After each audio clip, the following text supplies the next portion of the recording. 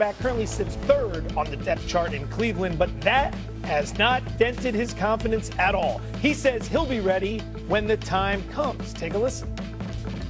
I don't think playing or not playing, is in my hands. I think based on the situation, it's if things happen, things turn out where I play, then I'll be out there and I'll be ready to play. So I'm ready to play right now. I know if you see the quarterback play in the league right now, I know I'm capable of doing better than that. Do you think he's capable of playing better than some of the starting QBs in the league? I do think he's capable of it. I don't like what he just said in that last comment. You got to be careful. You just got to be careful. Every little thing is held against him. And it's not, most of it is not his fault. He seems to be a great kid. Obviously, he threw for over 4,000 yards last year at Colorado, completed over 72% of his passes. He was balling, okay? Give him credit where credit is due. And I think that even though he struggled in one preseason game and that left him at the QB3 spot behind Dylan Gabriel and, of course, Joe Flacco, do I think he has the potential to show up in the National Football League and to make some noise? Sure. But primarily is because I believe so much in his dad. I believe, I think that his pedigree, what his dad says about him, all of those things play a role because I think the man has the ability to evaluate and analyze football. Having said that, we just have to be mindful of what we say and what kind of position it puts ourselves in, because when it comes to him, he's going to be judged a little bit differently. And that last comment, look at how cats are performing in the league. Hell yeah, I can do better than that. Oh, really? Really? And you never know what's going to get thrown in your direction, because I've seen situations, and this is me covering basketball, I've seen situations where players have been put in bad spots by coaches, by an organization, just to show them up, to submerge their egos. I've seen it happen. And don't tell me it can't happen in football, where coaching is far, far, far more valuable. But it happened to him. And it happened to him. The third preseason game that we saw Shedeur play, he was like, bro, 87 to 94% of the players that you were playing with or trying to compete with did not make the team. In no capacity, not even practice squad. So, I mean, do I have a problem with what he said? What he said? Being a quarterback in the National Football League comes with a level of responsibility that you have to grow into. It happens to us all. All right, but I see a guy like Shedeur, and he does have trade value. I name a team right now that it's worth a try. Cincinnati Bengals. Yeah. I mean, bro, and then you get a good situation. Okay, you light a fire, you get everybody excited. He can learn behind, obviously when Joe Burrow comes back. But the petty cam in me want to say, hey, Miami, what can he do? Lose a game? What y'all gonna go 0-4? But that was just me being facetious. But the reality is, Shedeur is in a situation that even when we had our discussion, it's like, bro, stay ready. And understanding not just the quarterback position, understanding the professionalism that this game expects you to be. The first one in, last one to leave, knowing how to treat your body. When you see certain things like, oh man, my shoulder's sore. Like, yeah, bro, like, hey, get your guy, get your gal. You know what I'm saying? Get the proper treatment. You know what I'm saying? Get your routine, perfect your routine. And once you understand that, and when you have that opportunity, maximize it to the best. Listen, I know how to be honest and self-aware, right? Deion Sanders is a big brother to me.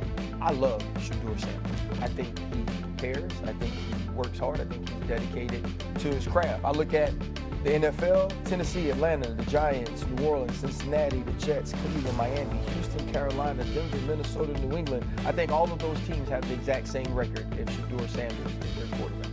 Also, I think this, though. I've not heard from Jalen Milroe this year. He's actually played snaps in games. I haven't heard from Quinn Ewers this year. He's the third quarterback in Miami.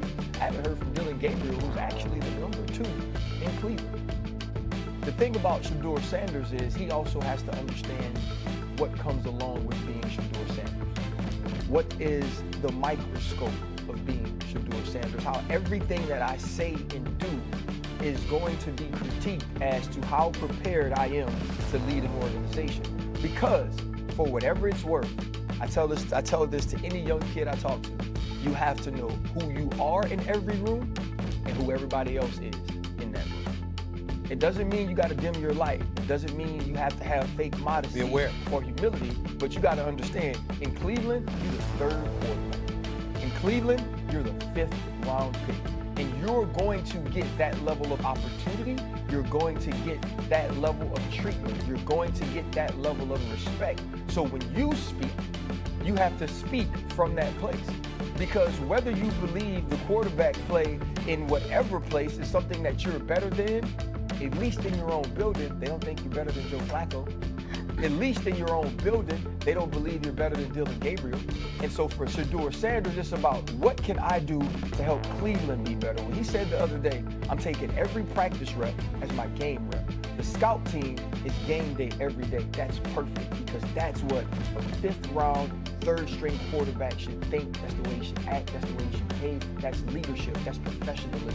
And I feel like this sets him back and gets you talking about something else when we should be talking about how hard he's working weekly to be the best he can be. Yeah, it's real tricky though, because you're 100% right. But what maturity has taught me, 2 things can be right. No matter how pristine his delivery is, it still is going to be analyzed, microscoped, and really observed at a magnitude that 100%. Dylan Gabriel is not, respectfully. He's 3rd on his team's depth chart, but number 1 in jerseys. He's 3rd in the depth chart, but he's the most popular player, relevant player, socially, culturally, on that team. Okay, so here's the question. Taking all of that into consideration, that's why we know we're going to see him, because we know that the pressure is mounting. The more inept they are offensively, the less of an excuse you're going to have to submerge him. If you got Dylan Gabriel, you're going to throw him out there. And the only thing that can derail us from seeing Shedeur Sanders, based on what we're seeing from Cleveland's offense right now, is if Dylan Gabriel gets inserted in there first and he balls out. If he balls out and there's no reason to take him out, then you won't see Shedeur Sanders, but nobody's anticipating that will happen. They believe that Dylan Gabriel might struggle as well, and ultimately we'll see Shedeur. So knowing that, and knowing his popularity, and knowing what comes along with the name, what about not saying anything? That's not, you're obligated to say something. Shedeur? He's obligated. If they ask, okay. Explain why he's obligated. CBA. In the NFL. Got it. In the NFL. Answer. Yes. Okay. So in the NFL, as a player, you have to render yourself available. Mm-hmm. We all heard the quote, "I'm just here so I don't get fined." You have to render yourself. So when he's just minding his own business, you know what I'm saying, just throwing the tennis ball up, going to get treatment. Whoa, before you go get treatment, before you go watch film, hey, you have to give us our allotted time. So for him not to say anything, that's really unrealistic. That's why I asked. But understanding, Cam, but nothing's wrong with what he said in the beginning. Yeah. That if I get an opportunity to play, I'm ready to play.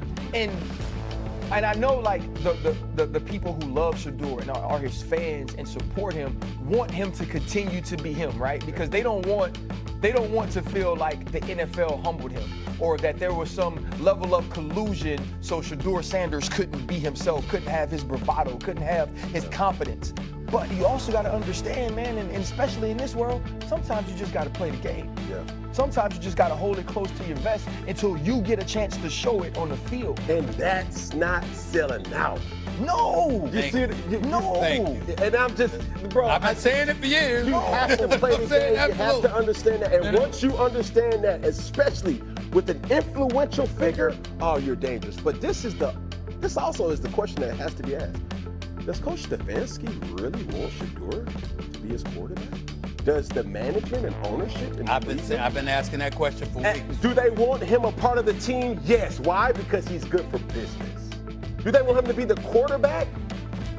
they appear to be an organization divided. Talk to me. Some in the organization want to go one way, some in the organization want to go the other, because from start to finish, none of this has felt like the organization top to bottom has been aligned with their decision making on who they're going to draft and when they're going to draft. Well, considering that he's good for business, that minimizes the excuses for not playing him, because ultimately it's going to come down to you not having anything to lose. Because it's not like you're winning games without him.